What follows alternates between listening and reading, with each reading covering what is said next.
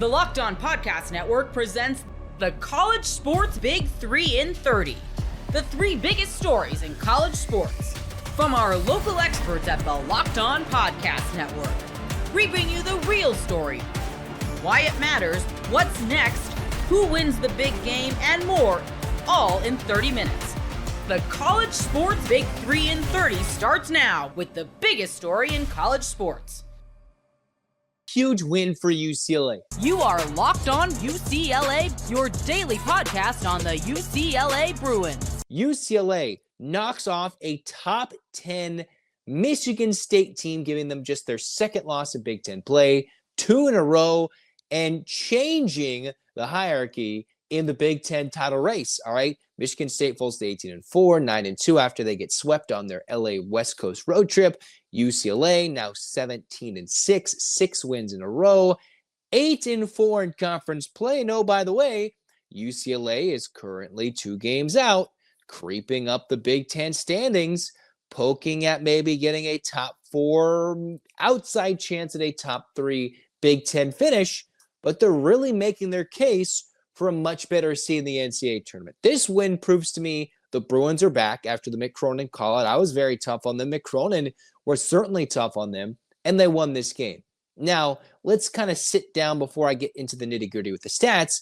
UCLA had to win this game. After USC beat Michigan State the other day, that just showcased the Spartans are vulnerable. And with them being on the West Coast, I wondered how, if they'd have their legs underneath them, it'd be a little chaotic. It should be an energetic crowd for UCLA on Tuesday, which it very much was at Pauley Pavilion. You have to win that game. When these Midwest teams come west, you have to hold serve at home, which made that Michigan game all the more devastating when they couldn't come back and win that game.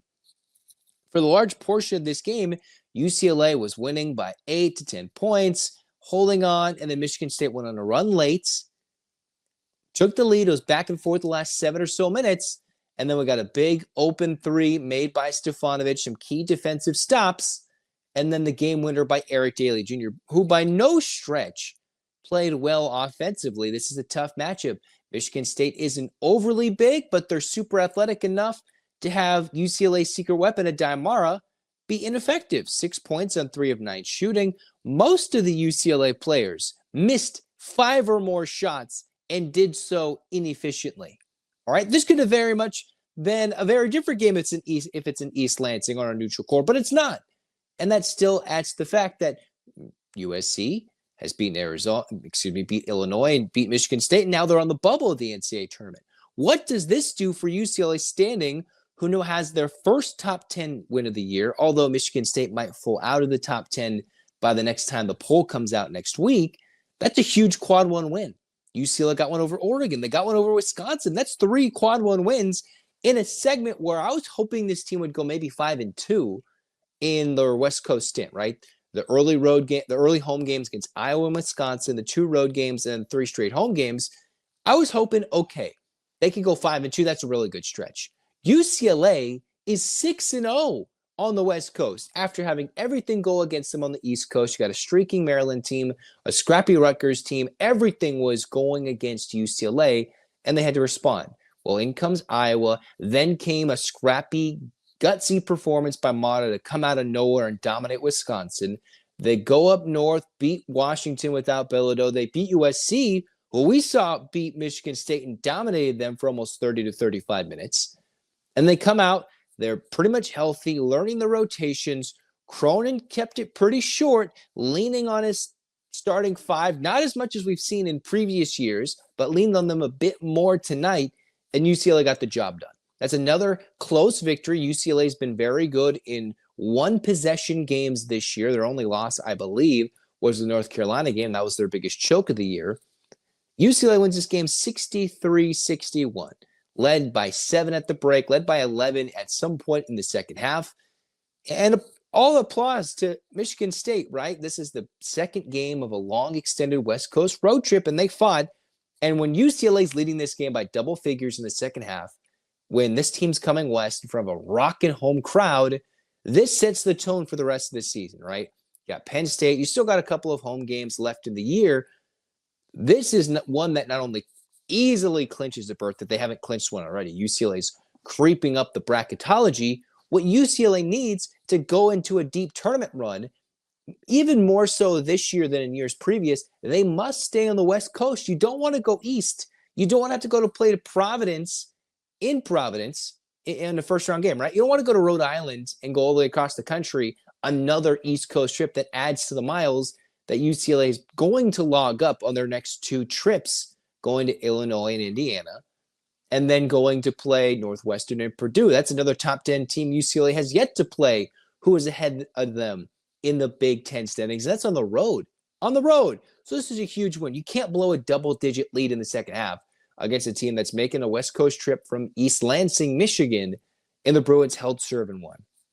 Typical Mick Cronin, Tom Izzo battle. Ugly offense, good defense, and you wonder, UCLA didn't shoot well. Michigan State didn't shoot that well either, and they still hit a couple of threes. They got the job done at the line, especially in the second half. And UCLA only turned it over 3 times. They forced a lot of Michigan State turnovers and got a great win. Absolutely huge win. Even if Michigan State turns out to be overrated, I'm not sure if they really are, but they got a great win. Huge win. Best win of the year for UCLA in terms of marquee name value. Oregon slumping. Wisconsin hasn't done enough to creep into that top 15, top 10 just yet this year. Beating Michigan State solidifies UCLA's status, I think, as a contender. Now, if they go play on a court where there's more Michigan State fans, you play in a neutral court, you go play in East Lansing, things could be very different. You play them in the Big Ten tournament, Michigan State could probably win this game. But think, all right, they've each taken each other's best shot. UCLA won the game. That's what they need. I think the best path for UCLA, location-wise in the tournament, be a 4 or 5 seed, play the first round in Denver, be in the West Regional, which means then they could play if they go to a second weekend in San Francisco. It's not an easy bracket if you play as a 4 or 5 seed, but I think that's the best case scenario for UCLA, unless they win the rest of their games, which they won't. They go and creep closer to the West Regional, and you play your first round games in Denver, beat a scrappy mid-major, play a scrappy 4 or 5 seed, and then you get to take on a 1 seed in your Sweet 16. UCLA, with their 6 losses, that's what they're going to have to live with, considering they're going to take another 1 or 2. Even as good as they've played, these games coming up are going to be very tough. But a huge win for UCLA, who continues to display the clutch gene. Eric Daly Jr. in 21 minutes, 9 points, but the game winner. You see Sky Clark, who took a lot of shots. I like an aggressive Sky Clark. Didn't make them. Ended up with 14 points. I'm okay with that. Tyler Bilodeau. I didn't like the late game fadeaway for the win. I think you could get a better closer to the shot, leaning to the hoop when Bilodeau and UCLA were going for the lead late in a tie game against Michigan State, but he did all right in a matchup that probably didn't favor many of the UCLA players. Most of these Bruins couldn't shoot that well. 7 of 28 for 3 isn't going to get it done. But when you shoot worse from 3, you shoot worse from the free throw line, you force more turnovers against Michigan State, you clog the lane, you even saw Mick Cronin bust out a zone. How often do the Bruins play a zone under Cronin? All right, hardly. Big time win in one of the worst games we've seen of extensive Adai Mata this year, where he didn't shoot the ball as well. A couple of rebounds, a couple of assists, a couple of blocks, but it wasn't his most dominant performance. All right, maybe one of those matchups where those athletic, just undersized teams, but they have enough size for Michigan State, undersized compared to Adai Mata, can do enough to throw off his rhythm. Now, speak about a clutch Lazar Stefanovic, 13 minutes, comes in 3 of 3, gets late minutes. Cronin trusts him. If the game's on the line and the guy's cold, Cronin is always going to trust Lazar Stefanovic. The UCLA down 1, wide open 3, Stefanovic is like, I'm going to bury this, and splashes that bad boy, right? Maybe last year he doesn't make that shot as a Bruin. This year, less pressure, less on him, wide open. He come in, score a crucial 8 points in a game where UCLA only had 2 players over double figures. Stefanovic was the only efficient Bruin if you include Sebastian Mack with a couple of shots. Stefanovic made all his shots.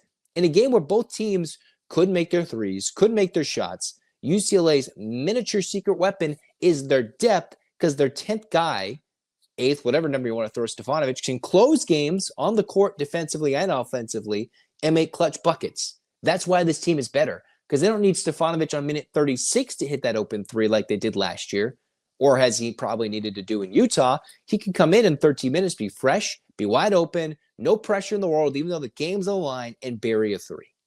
Huge. Absolutely huge. The defense played up. UCLA got absolutely blasted on the glass. Not a positive sign, but they did just enough to win this game. And that's what they needed. A resume builder to once again shock those people making the bracketology, shock the national media to where UCLA should be in the top 25. Now, don't get me wrong. Penn State's no slouch. They're going to come in, and I think Penn State might come against UCLA and put up a 10-point lead. Shell shock the Bruins after a lot of energy, an extended layover or layoff prior to a home game on a Saturday afternoon, and then immediately into Illinois. This is a dangerous stretch for UCLA where they could easily lose 3 in a row again and still be just as qualified to go on a deep run in the tournament, in the Big Ten tournament, the NCAA tournament, because they've beaten some top-tier teams. They play good enough defense, and when teams play good enough defense, it's this ugly, low-scoring game. They've beaten the Arizonas. I love going to live events, whether it's sports, music, theater, comedy. How about a Broadway show? Can't wait to take my kids to Broadway.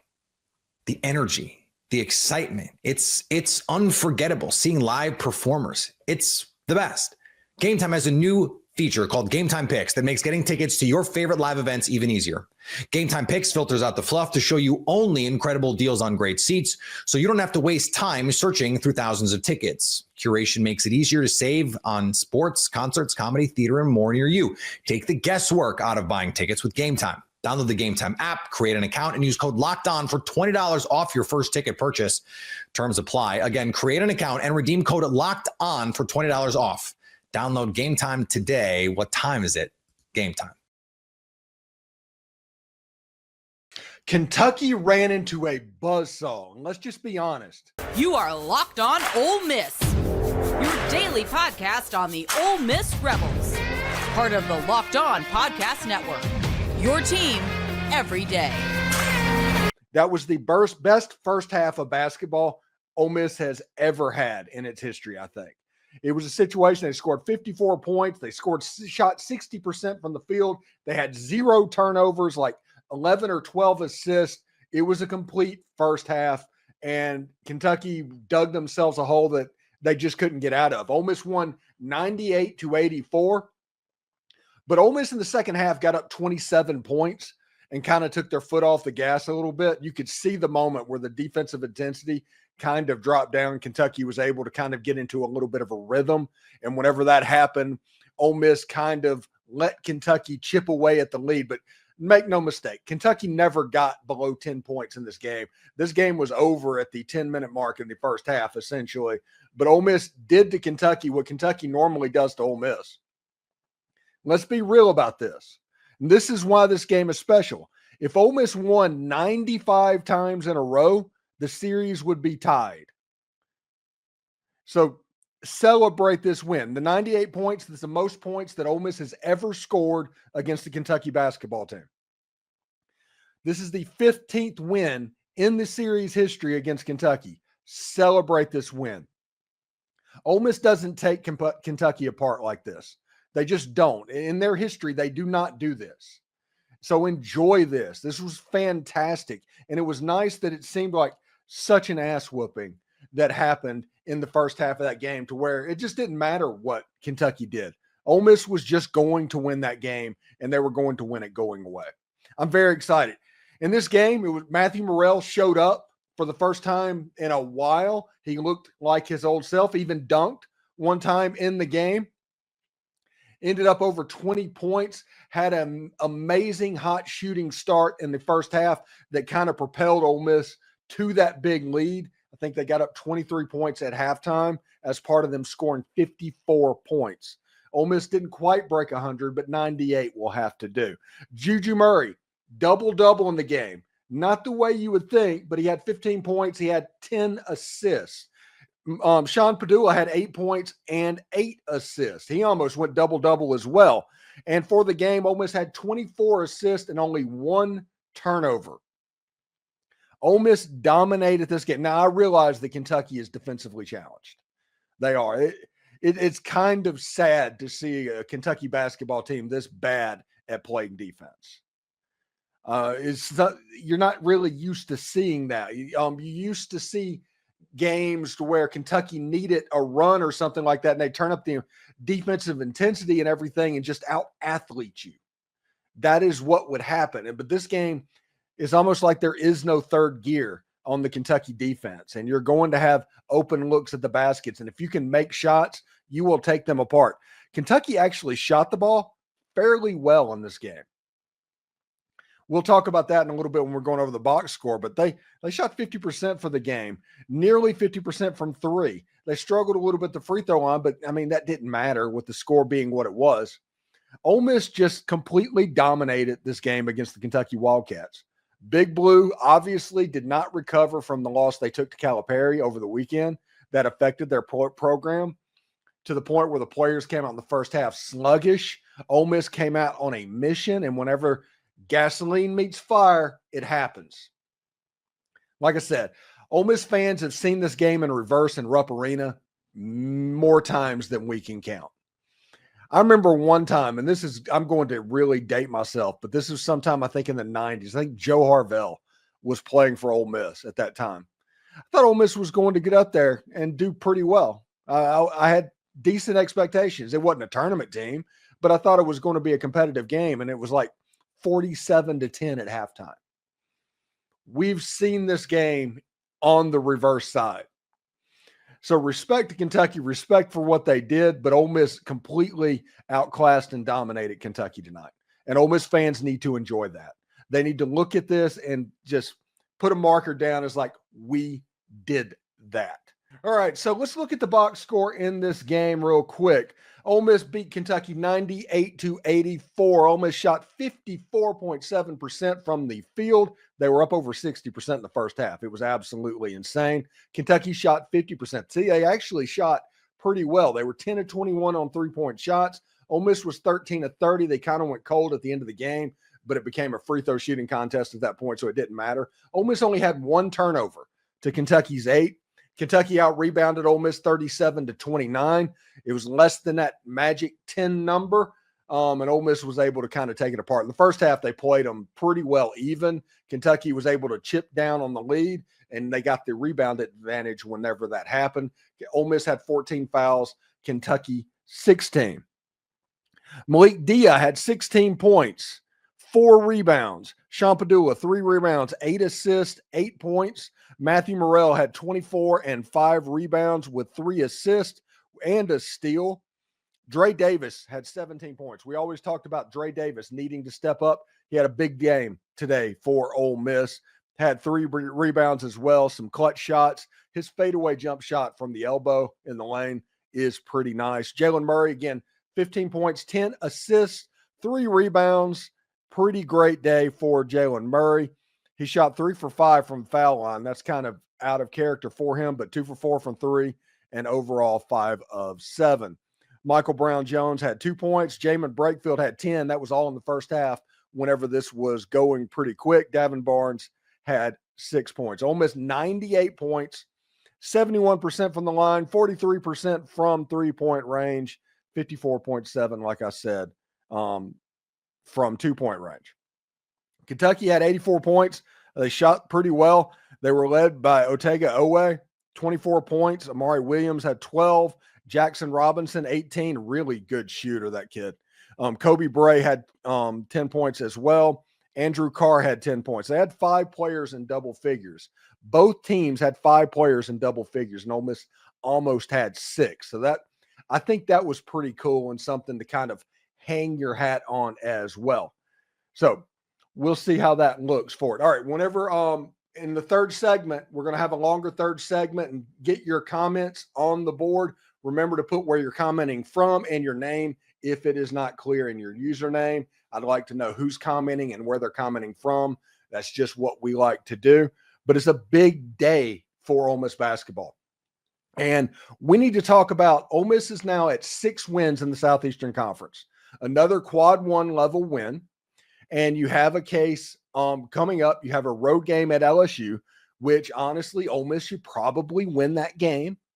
If you do look, it's hard to win on the road, but as far as a talent advantage, that's a winnable game. Road game at South Carolina, that's a winnable game. Road game at Vanderbilt, that's a winnable game. You have Auburn on the list and you have Mississippi State at home. You're entering a stretch to where Ole Miss can make some noise. And if you want to position yourself to make a run in the NCAA basketball tournament, the next 4 or 5 games is where that's going to happen. If Ole Miss wins 3 or 4 of them, something like that, and they end up at 10 wins with the last 5 games on their schedule left to go, just kind of free shots for everybody, you might find yourself as a 4 or a 3 seed very high in the Southeastern Conference. I mean, you have a lot of stuff. Remember, this team can go far in the NCAA tournament. Don't let anybody tell you they can't, but it's going to be matchup dependent. This team isn't at the point where they can just line up and play against any style and dominate. This isn't that team.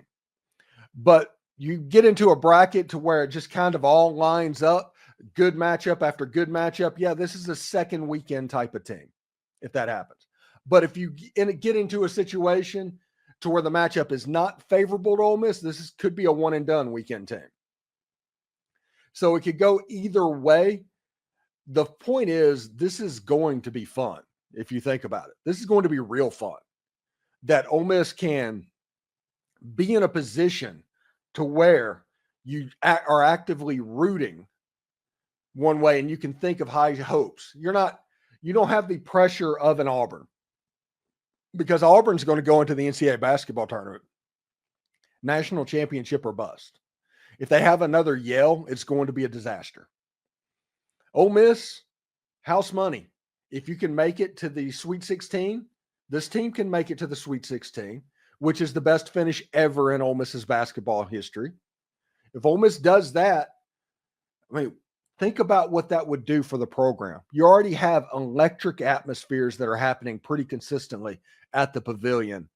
And if Ole Miss strings together some wins, if they figure out a way to beat LSU, figure out a way to beat Carolina and Mississippi State, go on a little bit of a winning streak, and you're sitting here at like 9-4 in the Southeastern Conference, then it's just house money at the end of it. And you're just playing for seeding at that point. And it'll be interesting to see how Ole Miss does. Super Bowl 59 is here. One game, 2 teams, endless possibilities, and there's no better way to make every play more exciting than with FanDuel Sportsbook. Whether it's predicting the first touchdown, calling the MVP, or even betting on the coin toss, FanDuel makes it easy to get in on the action. With live betting all game long, you can adjust your bets as the game unfolds and feel the thrill from kickoff to the final whistle. The live betting feature lets you stay involved no matter what happens on the field, and the app is super easy to navigate. Plus, knowing that you can place a $5 bet and potentially win $200 in Super Bowl bets, that's icing on the cake. And the $5, you could go to the point spread on the Super Bowl. FanDuel has it close right now. Chiefs slightly favored. Kansas City laying 1.5 against Philadelphia this Sunday. Download the app or head to FanDuel.com to get started. Bet just $5, and if you win, you'll score $200 in bonus bets. That's FanDuel.com. Bet with FanDuel, official partner of Super Bowl 59. Well, the bad news is the California road trip went as bad as it could possibly go. You are Locked On Spartans, your daily podcast on the Michigan State Spartans, part of the Locked On Podcast Network, your team every day. You know what? No. Let's do some coping right out of the gate, okay? Cope. My favorite 4-letter word right now amongst many that I could pick. All right, guys. Michigan State just lost their second game in a row. And I know that, hey, us Michigan State fans were always like, hey, they always have a little losing streak in February, even during good seasons. And that's actually true. 3 of Michigan State's last 5 Big Ten championships, they did include a 3-game losing streak at some point in the Big Ten season. Now, that's not a prerequisite. Like, you don't have to have one. They don't need to lose against Oregon. They certainly didn't need to lose this game. But I'm just saying, there's still a lot of season left. I know that the time looks like it's ticking because it's officially February, but us Michigan State fans should be kind of used to this by now, as long as you've been following the team for 10, 15 years at this point. So with that said, I'm going to try to not get too ahead of my skis here. I'm going to try to rein it in emotionally somewhat, even though we're recording, 8 minutes after the game. But here's where I'll get the most over my skis about, and this is so cliche. It's just so sports talk show, radio personality-ish. This talking point of, hey, you know what? Who's Michigan State's guy? Yeah, they're deep. They play 10 deep.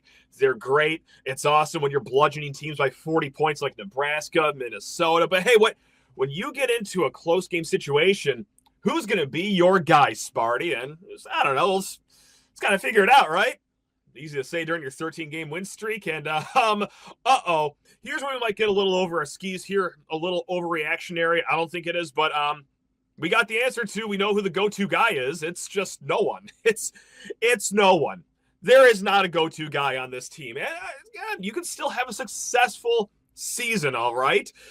Like, they can still win the Big Ten title. We're going to talk about more after we, go through all the dirty work of this game. But hey, I saw Jaden Akins miss the layup at the end. Cohen Carr mishandles the save out of bounds. And, it was impressive for Cohen to even get his hands on that out of bounds. Still turnover to the most wide open three that you've seen, really not just in that game, but the whole Big Ten season, really. UCLA drills on the other end. Jeremy Fears, for the second game in a row, a Michigan State player with under 2 minutes to go in a must-score possession just forgets about the existence of a shot clock.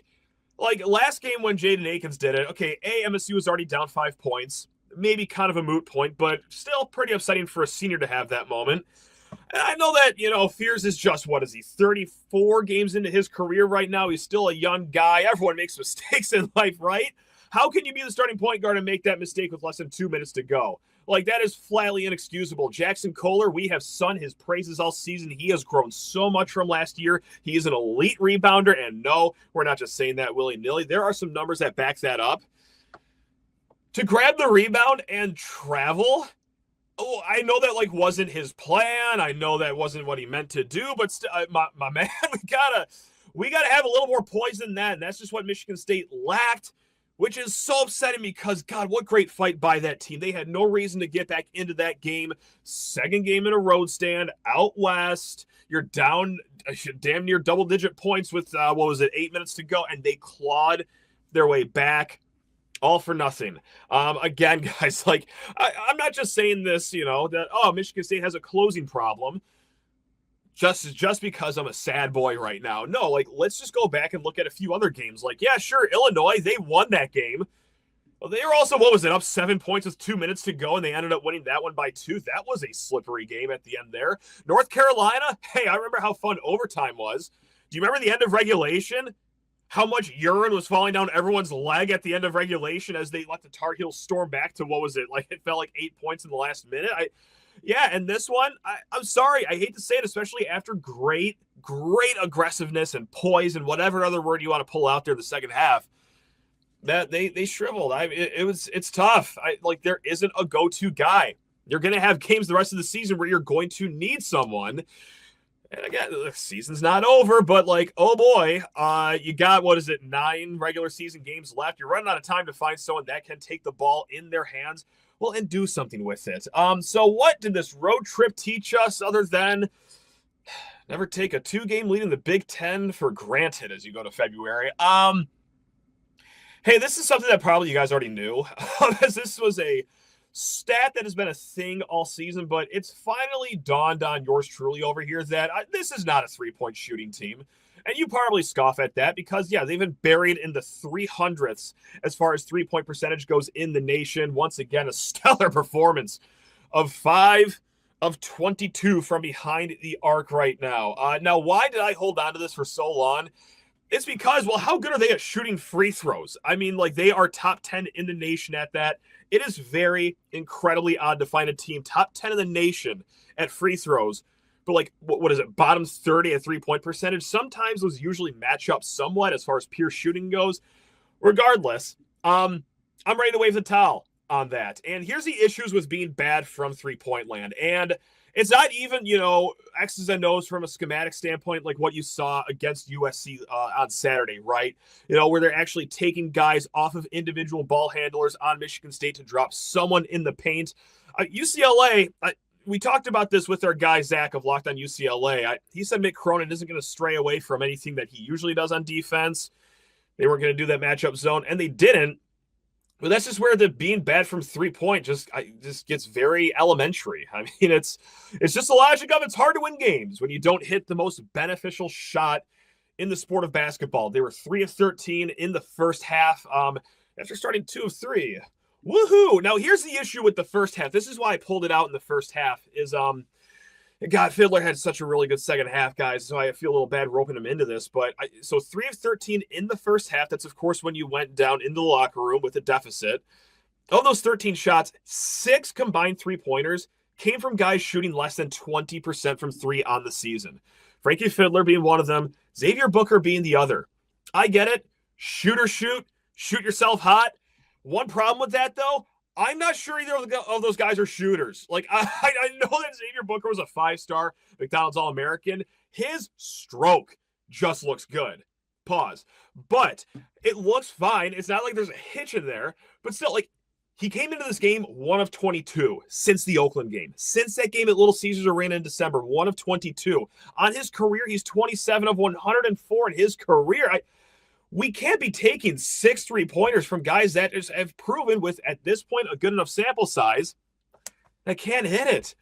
I'm sorry. I know that someone's got to shoot out there, but how about you put Jace Richardson on the court a little longer? And I know that's a very untimely game to say that. That was not a good game from him, especially in the first half. But, man, if there's a solution out there, I don't know if it's either of those guys. And I know I'm going to get burned by at least 1 or 2 more games this season if Booker goes like 2 of 3, 3 of 7. Like, those games will happen, but all in all, you saw the stat, or you read this, or oh God, if I can get my head straight, you listened to the stat I just rattled. 1 of 22 coming to this one, 27 of 104 in his career.